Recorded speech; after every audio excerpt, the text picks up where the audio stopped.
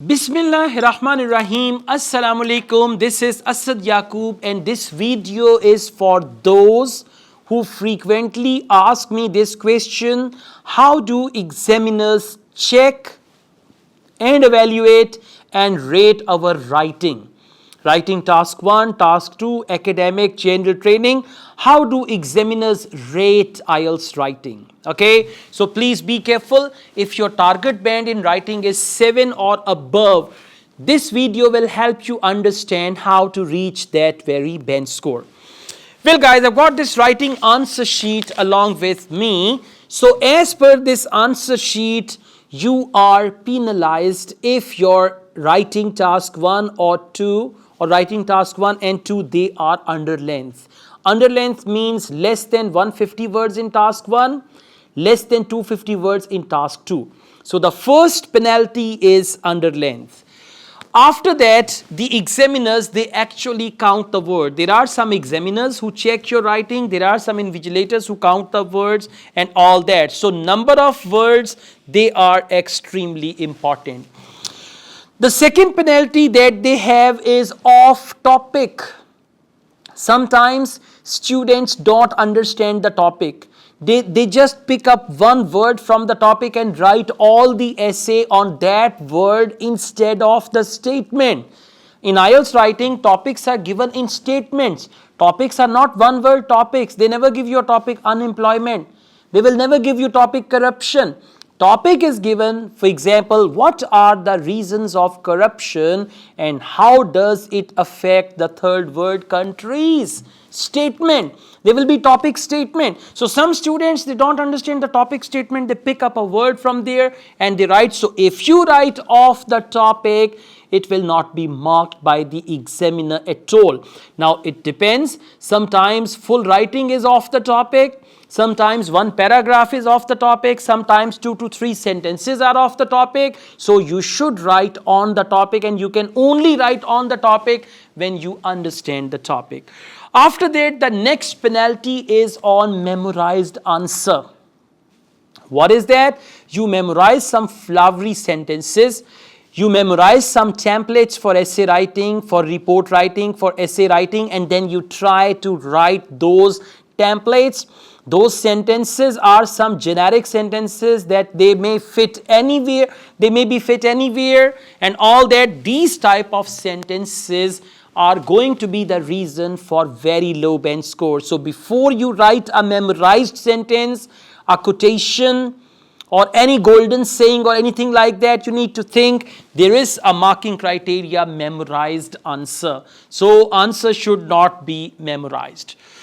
The next criteria, the next penalty, very serious one, that is illegible handwriting. Now you've written C, it looks like E. Now they don't know whether the word is C-A-T, cat, or E-A-T, eat.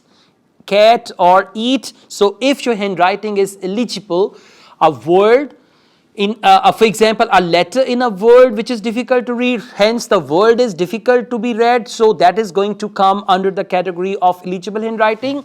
And some students, they have altogether illegible handwriting. I mean, difficult to read. I mark IELTS exams of my students, mock test.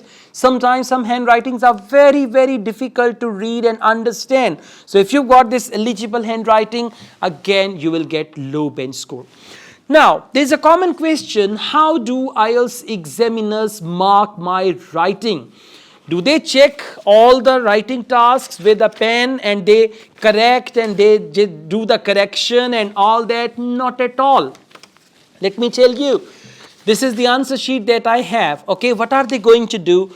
After your writing test, after your IELTS test, this is going to go to scanner. Your writing sheets will go to the scanner and they are going to scan your writing tasks, right? Once all the writing tasks have been scanned, actually they are going to go to Cambridge IELTS portal. And there Cambridge examiners, now they have their test centers. If you're taking IELTS from IDP got their 2 major test centers, one in Canada, one in Australia. This is how they work 24/7. Okay, so Anyone in Canada, now you took your IELTS exam or you wrote your IELTS exam in India, Pakistan, Bangladesh, Nepal, Sri Lanka, but there is the examiner in Canada or in Australia, and those examiners, some of them they are native speakers, some of them they are non-native speakers. One of my friends, actually she's working for IDP in Canada. Right, she's Pakistani and working for IDP Canada. So it depends actually. Now those examiners will not get your demographics. Examiner does not know whether you are from Pakistan, India, Bangladesh, Nepal, Sri Lanka. If you've written a sentence that shows this thing, otherwise examiner does not know your name, your nationality, or anything about you. Even examiner does not know your speaking bench score. Your writing examiner does not know anything about your speaking bench score, and examiner will only get this task one. So examiner is going to read everything and then they are going to evaluate and then they are going to write the bench score. This is how they check your writing and we call it on-screen marking. Even examiners, they can work from their home and they can check, but otherwise they have their centers where hundreds of examiners, they come every day and they work and they check. Speaking is marked locally. When you appear in IELTS test, the examiner who is conducting your speaking test, that examiner is going to give you the bench score. So speaking is marked locally.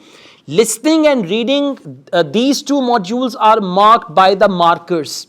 And sometimes they color it and then it goes to the scanner and then scanner decides the bench score. You might see listening answer sheet, there is the coloring thing, right or wrong answer. They only color and then they put it in the scanner. After checking the answers, they have the answer key, like in Cambridge IELTS books at the end we've got the answer keys. They color it and then they put it in the scanner and then scanner actually gives the bench score. So this is the whole procedure. Apart from this, there are 4 criteria for IELTS writing, and these 4 criteria are equal to 25%. I'll make detailed videos on these 4 criteria, but for now, remember, number 1, lexical resource. That is your vocabulary. Number 2, coherence and cohesion.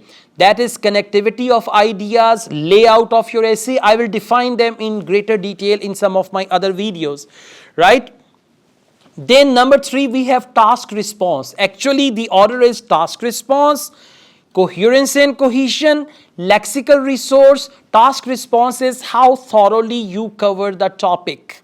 And finally, GRA, grammatical range and accuracy. Each of 4 things account for 25% and then you get your overall bench score. I'll make detailed videos on task response, coherence and cohesion, lexical resource and grammatical range and accuracy. For now, thank you very much. If you watched this video till now, please comment this video. This thing shows your seriousness, your willpower, your determination and your love for me. Thank you very much. I also teach IELTS online all over the world and on campus here in Lahore. If you want to be the part of my online or on campus IELTS classes, my WhatsApp number is given. You can contact me for that. Asad Yaqub truly wishes you best of luck. Take care. Allah Hafiz.